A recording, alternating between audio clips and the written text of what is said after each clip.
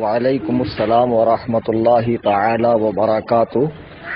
محمد فرید حنفی Babra M P سے سوال پوچھ رہے ہیں کہ ایک دیوبندی نے ان سے کہا کہ ہم مسلمان نہیں ہیں، یہ قرآن حدیث سے بتاؤ۔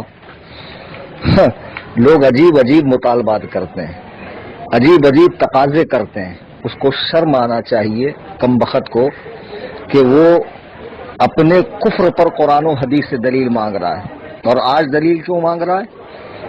150 سال ہو گئے علماء حرمین شریفین نے ان کے کفر کا فیصلہ قرآن و سنت کی روشنی میں کر دیا، اور مسلسل 100 سالوں سے علماء اہل سنت بریلوی ان کے اکابر کی کفریہ عبارتوں کو عوام کی عدالت میں پیش کر رہے ہیں، اور اس کا غلط ہونا قرآن و حدیث سے بتا رہے ہیں۔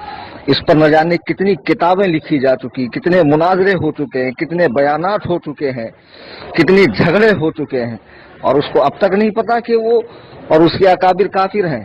نہیں پتا تو پھر سن لے کہ جس جماعت سے وہ تعلق رکھتا ہے اس جماعت کے اکابر بزرگ جیسے مولوی قاسم نانوتوی بانی دارالعلوم دیوبند اپنی کتاب تحذیر الناس میں 3 جگہ سرکار کے آخری نبی ہونے کا انکار کر رہا ہے، جبکہ سرکار کا آخری نبی ہونا یہ اسلام کے بنیادی عقیدے میں سے ہے۔ قرآن کریم میں حق تعالی جل شانہ ارشاد فرماتا ہے ما کان محمد ابا احد من رجالکم ولکن رسول اللہ وخاتم النبیین، محمد تم میں سے کسی مرد کے باپ نہیں ہے، ہاں وہ اللہ کے رسول ہیں اور سب نبیوں کے خاتم، سلسلہ نبوت کے ختم فرمانے والے ہیں۔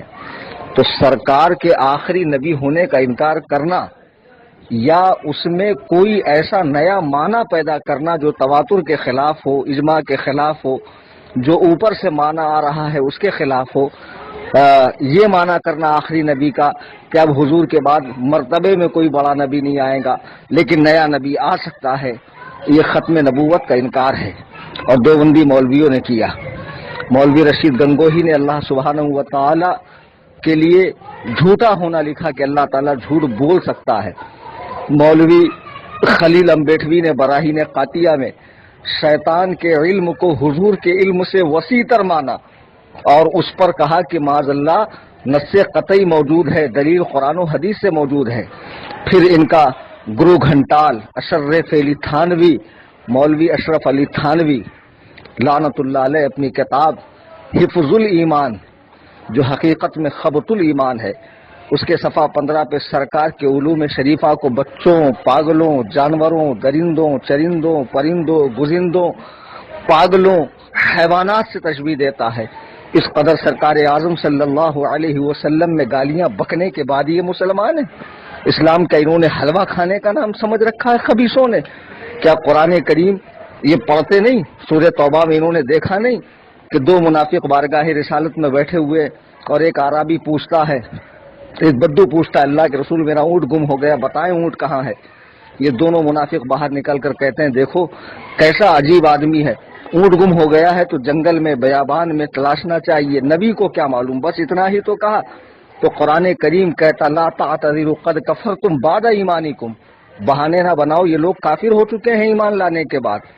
آپ مجھے بتائیں جنہوں نے سرکار کے حوالے سے صرف اتنا کہا کہ اونٹ گم ہو گیا تو نبی کو کیا معلوم؟ قرآن کہتا لا تعتذروا قد کفرتم بعد ایمانکم، بہانے نہ بناؤ، یہ کافر ہوگا ایمان لانے کے بعد۔ اور جن کے مولویوں نے شیطان کے علم کو حضور کے علم سے وسیع تر لکھا اور حضور کے علوم شریفہ کو بچوں، پاگلوں، جانوروں اور سے تشبیہ دی، کیا اس کے بعد بھی یہ مسلمان رہے محض اس لیے کہ کلمہ پڑھتے ہیں، محض اس لیے کہ سروں پہ ٹوپیاں سجاتے ہیں، مسجدوں کو سجدوں سے آباد کرتے ہیں، زکوٰۃ دیتے ہیں؟ نہیں، اگر ایسا ہے تو ابلیس سے بڑے نمازی نہیں ہے۔ 6 کروڑ سال اس نے عبادت کی،